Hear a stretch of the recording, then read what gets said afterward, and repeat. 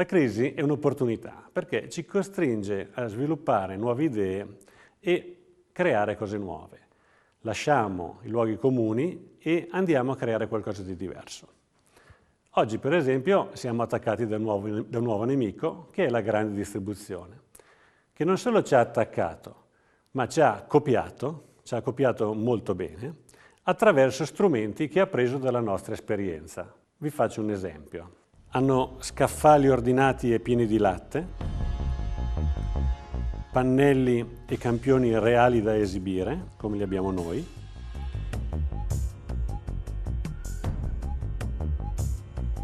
hanno film dimostrativi sempre in funzione per gli utenti. I loro punti di debolezza sono la scarsa umanità, hanno gamme colori ridicole, prodotti spesso mal copiati da noi, è un luogo confuso dove decidere un acquisto che è importante per la vita familiare. È ora di cambiare e creare il nuovo showroom delle pitture decorative, cioè un luogo pulito e ordinato dove poter esporre i nostri bellissimi cataloghi panorama.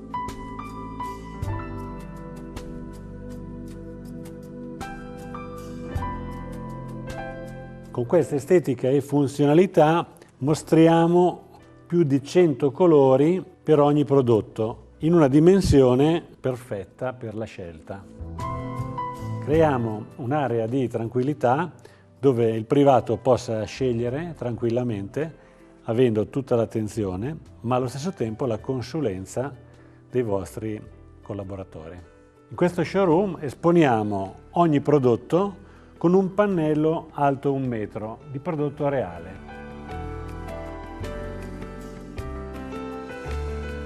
In questo spazio, tra l'altro, anche gli applicatori possono venire con i loro clienti a scegliere il prodotto in un ambiente assolutamente confortevole per tutti. La delimitazione del pavimento stabilisce il confine con le altre attività del negozio e soprattutto delimita la dimensione dello showroom. Una bella parete intintonita alle spalle del mobile emoziona senza confondere il gusto del cliente.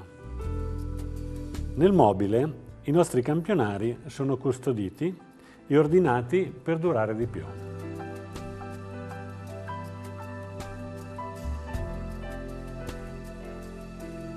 I campionari e i pannelli sono ben illuminati, diventando così ben più attraenti.